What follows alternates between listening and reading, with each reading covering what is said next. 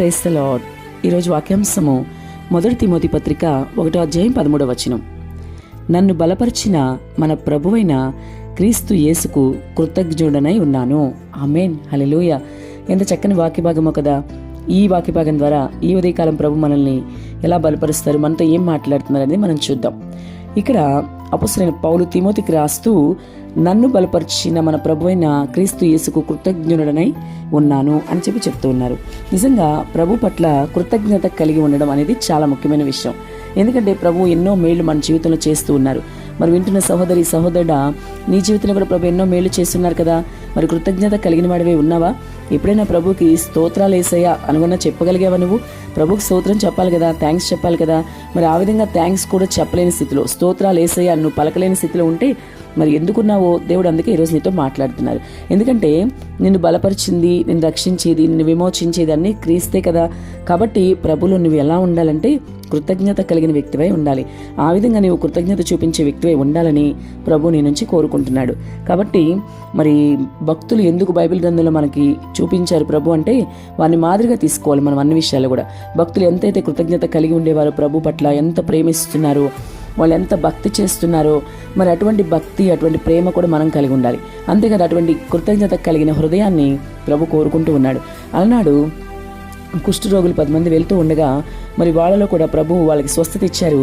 ఇచ్చిన తర్వాత వాళ్ళందరూ యాజకునికి మరి తమ శరీరాన్ని చూపించుకోవడానికి వెళ్తూ ఉండగా మరి ఒక్కతను మాత్రమే వెనక్కి వచ్చి ప్రభు దగ్గర నాకు స్వస్థత వచ్చిందని ప్రభుకి థ్యాంక్స్ చెప్పడానికి వచ్చి సాగిలపడి నమస్కరించి మరి కృతజ్ఞతలు చెప్పడమే కాకుండా చాలా సంతోషిస్తూ గట్టిగా అరుస్తూ నాకు చేశారు దేవానికి స్తోత్రాలయ్యా అని అరుస్తూ మరి ఆ విధంగా సాగిలపడ్డం అనేది చాలా కృతజ్ఞతకి సూచనగా ఉంది. అప్పుడు ప్రభు అన్నారు కదా, మరి మిగతా 90 ఎక్కడ, ఈ ఒక్కడే వచ్చారే, మిగతా వాళ్ళు ఎక్కడని అడిగారు ఆయన. అంటే ఆయన ఉద్దేశం మిగతా వాళ్ళు కూడా వచ్చేలా చేయాలి కదా అనే కదా. అంటే ప్రభువు కృతజ్ఞత కోరుకుంటారు ఆయన. కాబట్టి నువ్వు కృతజ్ఞత కలిగి జీవించాలని ప్రభు ఈరోజు నీ నుంచి కోరుకుంటున్నాడు. వింటున్న సహోదరుడా, నీ పరిస్థితి ఏంటో, మరి దేవుడు ఎందుకు మాట్లాడుతున్నారు? నువ్వు కృతజ్ఞత చూపించలేని వాడిగా ఉన్నావేమో. మరి దేవుడు ఎన్ని మేళ్లు చేసినా సరే ఆయనకు నువ్వు కనీసం ఒక సాక్ష్యం కానీ సంఘంలో, లేదంటే ఆయన కోసం ఏదైనా మరి ఇవ్వవలసింది. నువ్వేమైనా మొక్కుబడి చేసుకున్నా దేవుని కోసం ఇంత మరి నీకు ఇలా ఇంత కొంత భాగం నీకు ఇస్తానయ్యా, నీ మందిరంలోకి తీసుకొస్తానయ్యా, నువ్వేదో అనుకుంటే ఇవ్వలేకపోతున్నావేమో, అనుకున్నది చేయలేకపోతున్నావేమో. ఒకవేళ కృతజ్ఞత కలిగిన హృదయం నీలో లేదేమో.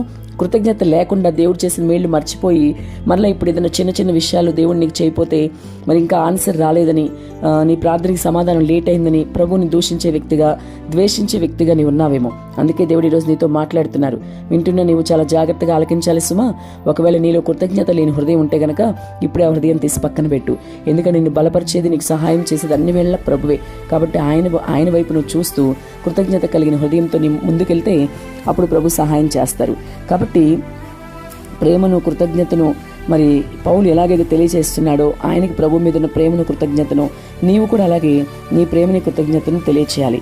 మరి నేను బలపరిచేది శక్తిమంతుడు ఆయనే కాబట్టి ఆయన వైపు నువ్వు చూడగలగాలి. ఎంత చిన్న విషయమైనా సరే, అది పెద్ద విషయమైనా నువ్వు కృతజ్ఞత చెప్పే వ్యక్తిగా ఉండాలి.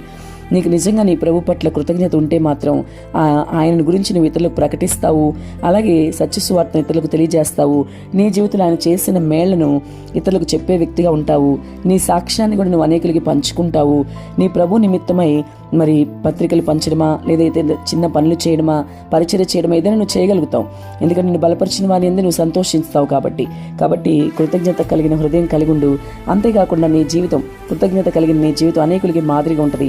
నువ్వు ఎలాగైతే ప్రభు కృతజ్ఞుడిగా ఉన్నావో ఇతరులు కూడా ఆ విధంగా ఉండడానికి వారు కూడా ముందుకు వస్తారు. కాబట్టి నీ జీవితం అనేకులకి మాదిరిగా ఉండి ఆ విధంగా కృతజ్ఞత కలిగిన జీవితం నువ్వు కలిగి ఉండుగాక. ప్రభు అటు కృప దయచేయునుగాక. ఆమేన్.